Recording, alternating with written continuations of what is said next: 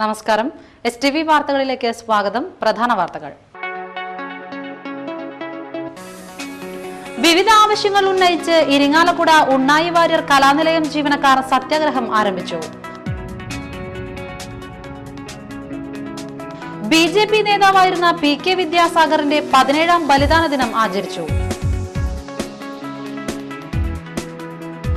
വിദ്യാരംഗം കലാസാഹിത്യവേദിയുടെ വലപ്പാട് ഉപജില്ലാതല ഉദ്ഘാടനം Chandrapinni Perumpadappa government LP സ്കൂളിൽ നടന്നു. വാർത്തകൾ വിശദമായി. വിവിധ ആവശ്യങ്ങൾ ഉന്നയിച്ച് ഇരിങ്ങാലക്കുട ഉണ്ണായി വാര്യർ കലാനിലയം ജീവനക്കാർ സത്യാഗ്രഹം നടത്തി. ഈ മാസം 22 മുതൽ നടത്തുന്ന അനിശ്ചിതകാല സമരത്തിന്റെ ഭാഗമായാണ് സത്യാഗ്രഹം നടത്തുന്നത്. ജീവനക്കാർക്ക് ഗ്രേഡ് പേ അനുവദിക്കുക, ശമ്പളം ഉടൻ നൽകുക, വിദ്യാർത്ഥികൾക്ക് സ്റ്റൈപ്പൻഡ് വർദ്ധിപ്പിക്കുക തുടങ്ങിയ ആവശ്യങ്ങൾ ഉന്നയിച്ചാണ് സമരം. കലാനിലയത്തിന് മുന്നിൽ നടക്കുന്ന സത്യാഗ്രഹം അഡ്വക്കേറ്റ് VS സുനിൽകുമാർ MLA ഉദ്ഘാടനം ചെയ്തു. പ്രൈമറി സ്കൂൾ ടീച്ചർമാരുടെ ശമ്പള സ്കെയിൽ അനുസരിച്ചാണ് അവർക്ക് ശമ്പളം കൊടുത്തുകൊണ്ടിരിക്കുന്നത്. എന്നാൽ 2009 ശമ്പള പരിഷ്കരണം അനുസരിച്ചുള്ള അരിയേഴ്സോ അതനുസരിച്ചുള്ള വേതനമോ ഇവർക്ക് കിട്ടുന്നില്ല. സർക്കാരിൻ്റെ പ്രത്യേകമായ ഗ്രാൻഡോട് കൂടി പ്രവർത്തിക്കുന്ന ഒരു സ്ഥാപനം കൂടിയാണ്. അതുകൊണ്ട് ഈ സ്ഥാപനത്തിന് ചില ഉത്തരവാദിത്തങ്ങളുണ്ട്. കഴിഞ്ഞ വർഷം ഈ വർഷം കിട്ടിയിരിക്കുന്ന 62 ലക്ഷമാണ്. അതിനു മുമ്പ് 89 ലക്ഷം കിട്ടി.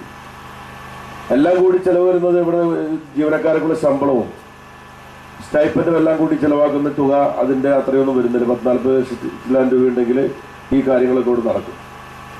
എന്നാൽ മാനേജ്മെന്റ് അതിന് വേണ്ട ഒരു നടപടി സ്വീകരിക്കുന്നില്ല.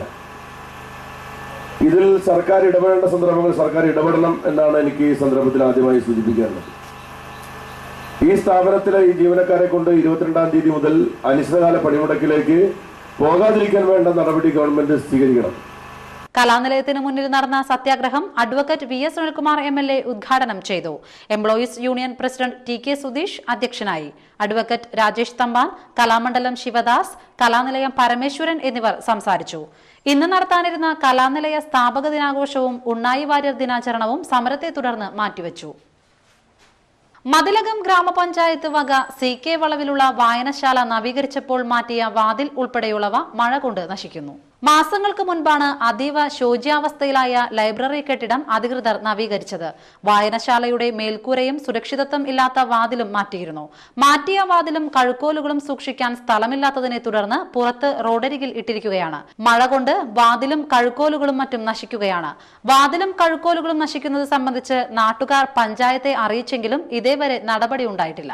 BJP നേതാവായിരുന്ന PK വിദ്യാസാഗറിന്റെ 17ാം ബലിദാന ദിനം ആചരിച്ചു. രാവിലെ ബലികുടീരത്തിൽ പുഷ്പാർച്ചന നടന്നു. വൈകിട്ട് പുതിയകാവിൽ നിന്ന് ആരംഭിച്ച പ്രകടനം പൊക്ലായിൽ സമാപിച്ചു. തുടർന്ന് നടന്ന പൊതുസമ്മേളനം BJP സംസ്ഥാന വൈസ് പ്രസിഡന്റ് PM വേലായുധൻ ഉദ്ഘാടനം ചെയ്തു. BJP Mathilakam panchayat committee president KV Muraleedharan അധ്യക്ഷത വഹിച്ചു. BJP മണ്ഡലം president Ponath Babu, general secretary EK Raveendran, KA Manoj, PS Anilkumar, PG Viswanathan, TB Sajeevan, VK Shyam, ബൈജുറ മുല്ലങ്ങത്ത് എന്നിവർ സംസാരിച്ചു.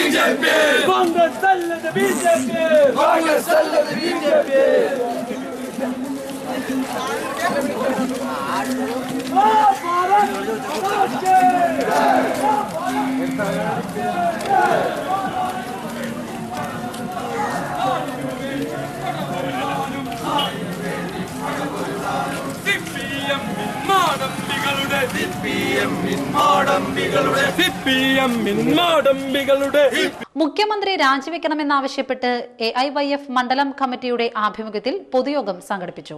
കാളമുറിയിൽ നടന്ന പൊതുയോഗം AIYF സംസ്ഥാന കമ്മിറ്റി അംഗം VB ബാവിൻ ഉദ്ഘാടനം ചെയ്തു.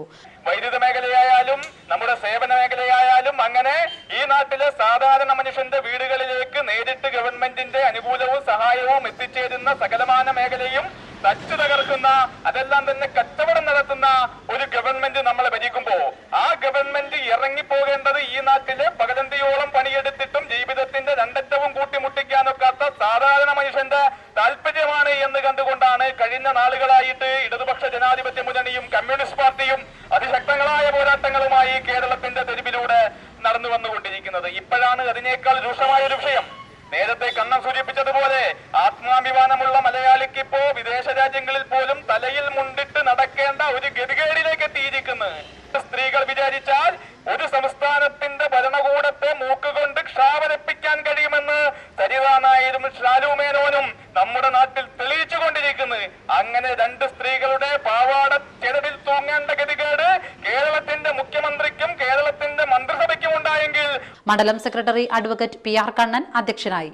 SM Jeevan, VR Shine, KS Sainudheen, PM Nooruddeen, advocate PK Purushothaman എന്നിവർ സംസാരിച്ചു. പുണ്യങ്ങൾ പെയ്തിറങ്ങുന്ന വിശുദ്ധ റമദാനിലെ ആദ്യത്തെ വെള്ളിയാഴ്ച ഭക്തി നിർഭരമായി. വെള്ളിയാഴ്ചയ്ക്ക് പ്രത്യേക മഹത്വമുള്ള റമദാനിൽ നേരത്തെ തന്നെ വിശ്വാസികളെല്ലാം പള്ളികളിലെത്തി.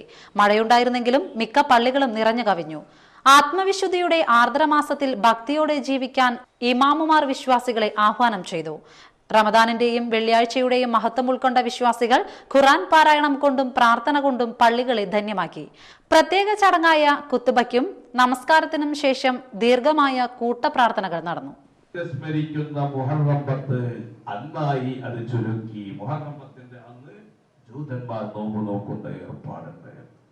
അപ്പൊ റമദാനുൽ ശരീഫിലെ നോമ്പ് അവർ അന്നേക്കാക്കി മാറ്റി. സത്യത്തിൽ റമദാനുൽ ശരീഫിലുള്ള നോമ്പാണ് അവർക്ക് നിർബന്ധം. അതേപോലെ തന്നെ ഈസാ പ്രവാചകൻ അലൈഹിസ്സലാത്തു വസ്സലാമിനെ കൊണ്ട് വിശ്വസിച്ച ആളുകൾക്കും അല്ലാഹു തആല റമദാൻ മാസത്തിലെ നോമ്പ് നിർബന്ധമാക്കിയിരുന്നു. പക്ഷേ അവരത് ഒരു കാലഘട്ടത്തിൽ ഈസാ പ്രവാചകൻ അലൈഹിസ്സലാത്തു വസ്സലാമിന്റെ മരണാനന്തരം ഈസാ അലൈഹിസ്സലാത്തു വസ്സലാമിന് മരണം സംഭവിച്ചിട്ടില്ല.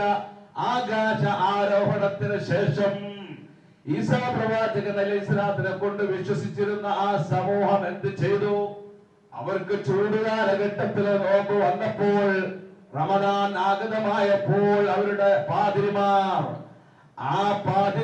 റമദാൻ മാസത്തിനെ വസന്തകാലത്തിലേക്ക് മാറ്റി. ചൂടുള്ള കാലത്തിൽ നിന്ന് വസന്തകാലത്തിലേക്ക് റമദാൻ മാസത്തിനെ മാറ്റുന്നു.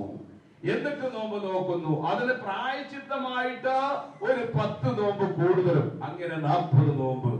പിന്നീട് അക്കാലത്ത് അവരുടെ രാജാവിന് രോഗം ബാധിച്ചപ്പോൾ അതിനു വേണ്ടിയിട്ട് ഒരു 10 നോമ്പും കൂടെ അവർ കൂടുതലാക്കുന്നു. അങ്ങനെ അന്തിക്കാട് സ്റ്റേഷനിൽ വിവിധ കേസുകളിൽ ഉൾപ്പെട്ട 102ഓളം വാഹനങ്ങൾ ഒഴിവാക്കുന്നു. ഇതുമായി ബന്ധപ്പെട്ട സർക്കുലർ പോലീസ് ഉന്നത വിഭാഗം ഇറക്കി.